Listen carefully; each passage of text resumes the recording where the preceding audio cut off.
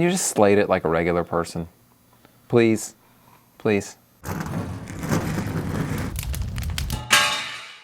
Welcome to the Rowdy Studio. I'm Buzz Cutler, sitting alongside Bassmaster's 2 red chairs. I don't know if you noticed that. New look for us. 2 red chairs.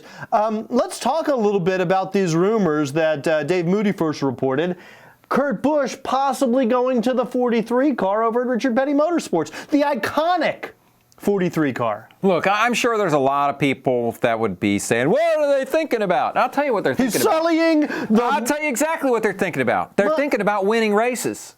And I said at the time, when Kurt Busch was released, this is a target of opportunity for somebody who's willing to deal with the attitude, who thinks maybe Kurt's been chastised enough that the attitude will change, and knows this is an elite talent, and has a sponsor who's willing to put money into the deal. And this could certainly be that situation. Well, and I think winning races is certainly part of it, but I think the other big part of it is retaining sponsor. Remember, Best Buy at this point has not re-signed with Richard Petty, and last season they didn't re-sign until January, and then only did it for 1 year. So obviously, Best Buy is either not fully sold on Richard Petty, not fully sold on NASCAR, or not fully sold on A.J. Allmendinger. And if signing Kurt Busch makes Best Buy happy, then of course Richard Petty Motorsports is going to do it. Sorry, A.J. Allmendinger. Well, here's the thing, from a sponsor point of view and from a team point of view, but mostly from a sponsor point of view, what's the story that you want to see?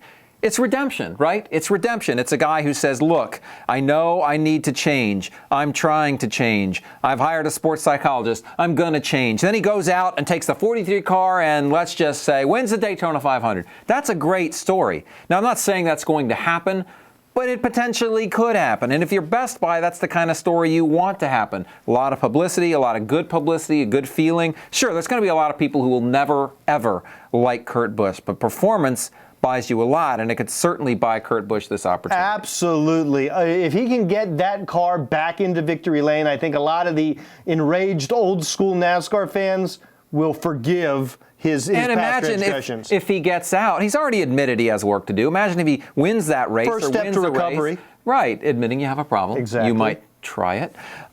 Imagine if he gets out of the car after winning the race, putting the 43 back in victory lane. Let's say it's Daytona, but anywhere really. And then he says, I want to thank the king, Richard Petty, for giving me this opportunity to change and prove I'm better. And it's a great story. It'll be hard for people to resist the notion, because I think we like to give people second chances, right? Look, is A.J. Allmendinger going to get screwed if this goes down? Absolutely. But in big-time motorsports, I don't really see that Robbie Loomis, Richard Petty, and the gang over at RPM has much choice. If they can get Kurt Busch, in some ways it would be irresponsible not to. I think that's the thing. When you have an elite talent, and you can see this in other sports, there are game-changing talents.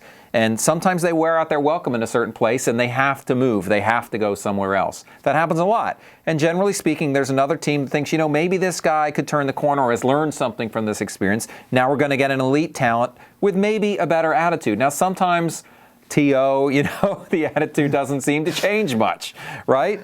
But sometimes maybe it does. And so you take the chance because of the talent level, and that's why I think this is a legitimate possibility that Kurt Busch ends up in the 43 car, as much of a clash as that seems. Yeah, well, and we're going to talk about the A.J. Allmendinger side of this equation in another video. So thanks for watching this one, but make sure you come back and check out more.